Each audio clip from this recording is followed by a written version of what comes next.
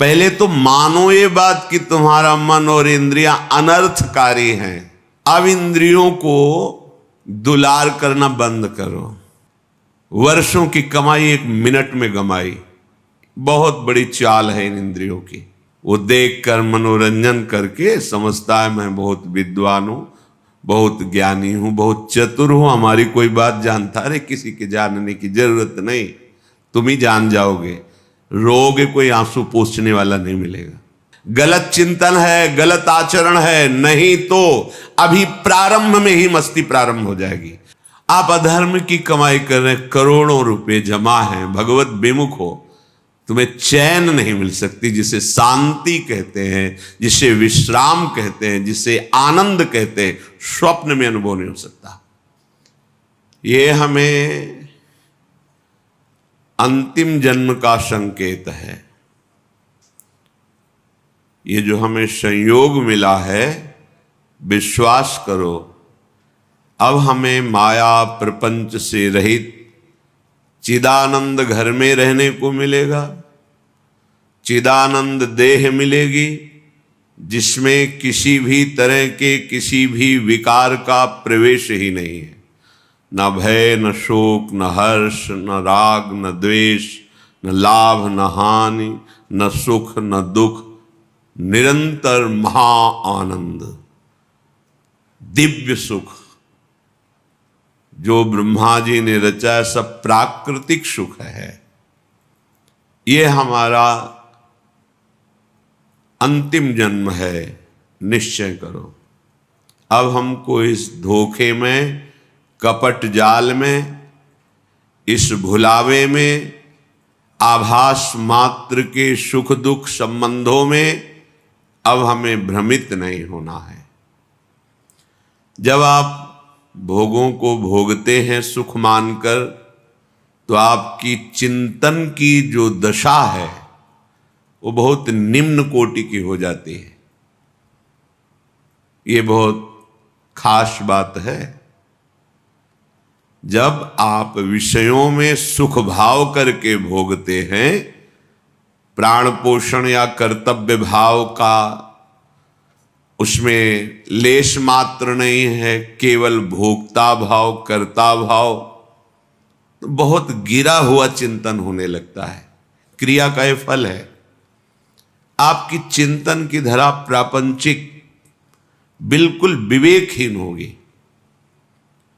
और जब आप इन चंचल इंद्रियों और मन को प्रभु के नाम के बल से, सत्संग के बल से अंतर्मुख करते हैं, विषयों के सेवन की चाह होने पर भी उनका त्याग करते हैं, फिर धीरे धीरे चाह नष्ट हो जाती है, तो जो उच्च कोटि की भूमिका का चिंतन है वो प्रारंभ होता है।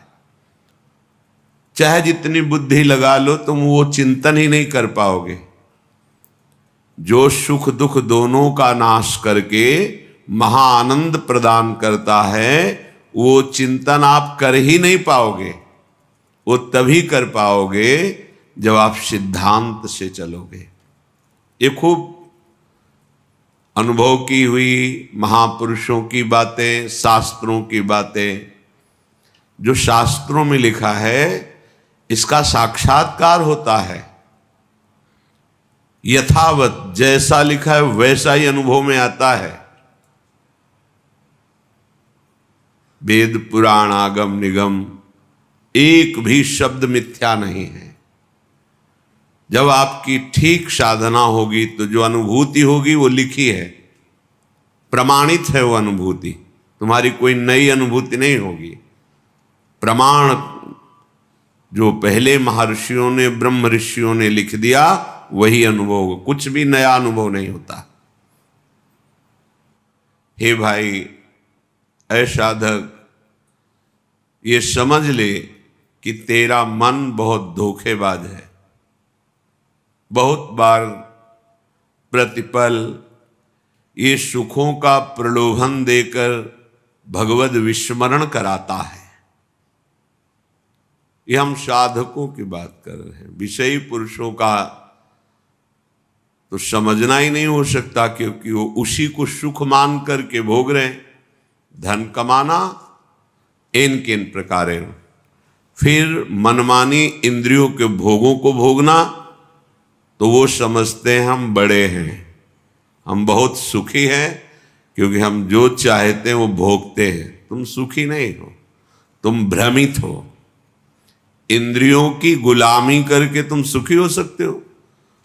सुखी तो वो होता है जो इंद्रिय और मन को अपने अधीन कर लेता है।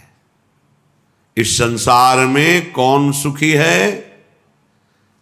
खूब धन कमा लिया, खूब आपके पास जन समुदाय है, आप जो चाहते हैं वो भोगते हैं।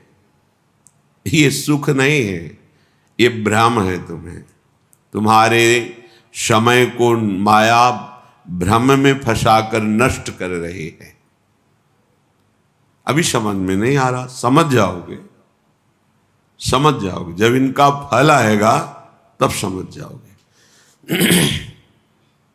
श्रीपाद कह रहे हैं अभी समझ जाओ, तो आगे जो विपत्ति आने वाली है, दुख आने वाला है, वो आपको नहीं मिलेगा। अलमल मति घोरानर्थ कारिंद्रियाणाम अतिशय परितोषैर दुष्करैर दुस्तरैश्च।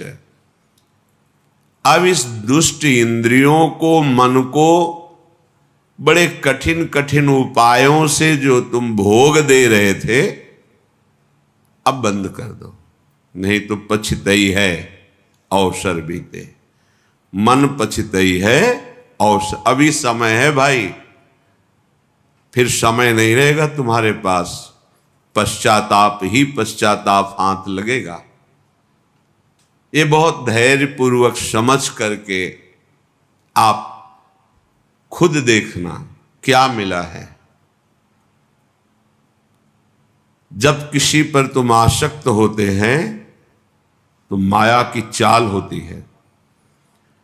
कभी वो ऐसी वृत्ति प्रकट करती है, वस्तु, व्यक्ति, स्थान, कि आप एकदम राग में डूब जाएं, और कभी स्वाभाविक ऐसी वृत्ति प्रकट करती है कि आपको भारी जलन पैदा हो। अब राग छोड़ नहीं सकते, अब जलन से हो। धीरे धीरे वो राग ऐसी प्रतिकूलता पैदा करता है कि उसके हृदय में बस यही आता है, अब तो हिंसा ही एक उपाय है, या अपनी या सामने वाले की। ये माया की चाल। जो कहा गया है कि सर्वनाश हो जाता है, वो यही सर्वनाश है। कामा संजायते क्रोधा, क्रोधा स्मृति विभ्रमा, स्मृति भ्रंशात बुद्धिनाशो, तो बुद्धिनाशात प्रणश्यति। बुद्धिनाश को ही सर्वनाश कहा गया है। बुद्धि नष्ट हो गई मतलब सब कुछ नष्ट हो गया।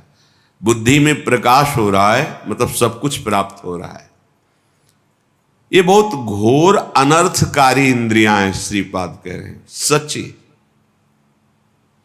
जिस समय हम उपासक की बात कर रहे हैं, उपासक एकाग्रता पूर्वक सही दिनचर्या 2, 4, 10, 20 दिन, महीना भर चलाएगा, एक आनंद की उमगन आएगी। आनंद की उमगन में वो थोड़ा बेपरवाह होने लगता है। जहां थोड़ा बेपरवाह हुआ, उस बेपरवाही में इंद्रियां से फंसा देती हैं। हंसी, मजाक, मनोरंजन। जहां वो इसमें हल्का सा फंसा, रास्ता बना दिया भोग का। जहां उधर लगा तो उसे लगा कि जीवन का लाभ यही है, गिर गया। जहां गिरा बस फिर जो दुर्दशा होती है वो केवल उसका हृदय जानता है। उपासक की बात कर रहा हूं। विषयी पुरुष तो उसमें गर्व करता है कि मैंने आज ये भोगा, अज्ञानी। लेकिन उपासक की जो दुर्दशा हृदय में होती है, सच्चा, इसीलिए कह रहे हैं अलमल मति घोरा अनर्थकारी इंद्रियाणाम मतिशय परितोषैर दुष्करैर दुस्तरैश्च। इनसे पार पा जाना बहुत कठिन है मन और इंद्रियों से। इनका दुलार करते करते तुम्हारी दुर्गति हो गई है। दुर्गति का तात्पर्य हम किसी बाहर प्रकरण से ना लें, अंदर से लें। क्या तुम्हारा चिंतन चल रहा है? देखो अपने चिंतन की दशा। कोई व्यक्ति होगा, कोई वस्तु होगा, कोई स्थान होगा, या राग में चिंतन हो रहा अनुकूल, या द्वेष में प्रतिकूल, जलते रहो। इस पावन समय को नष्ट करते रहो। यही नष्ट कर, यही दुर्दशा है। बोले भोगोगे तुम्हारी दुर्दशा होगी, तो तुम दुर्दशा को ले जाते हो केवल शरीर में कि कोई अंग भंग हो जाएगा। नहीं, वासनाओं की भीड़ जमा हो जाएगी, बुद्धि निर्णय करने में असमर्थ हो जाएगी, तुम शोक चिंता इन दुखों से व्याप्त हो जाओगे, विषाद से ग्रस्त हो जाओगे, कोई रास्ता ही नहीं मिलता। ध्यान रखना, भगवत शास्त्र विरुद्ध आचरण करने वाले को शांति का कोई रास्ता ही नहीं मिलता। ये विषय बड़े बड़े ज्ञानियों के भी चित्त का अपहरण कर लेते हैं, बोधवानों का नहीं। बोध शब्द अलग है, ज्ञानी शब्द अलग है। जो ज्ञान हुआ उसका परिणाम है इंद्रियों पर विजय। श्रद्धावान को ज्ञान प्राप्त होता है और ज्ञान प्राप्त उपासक अपनी इंद्रियों पर विजय प्राप्त करता है। फिर जो बोध होता है वो परम शांति मचिरेणाधिगच्छति, वो परम शांति को प्राप्त होता है। पहले तो मानो ये बात कि तुम्हारा मन और इंद्रियां अनर्थकारी हैं। अब इंद्रियों को दुलार करना बंद करो, ये घोर अनर्थ पैदा कर देती है।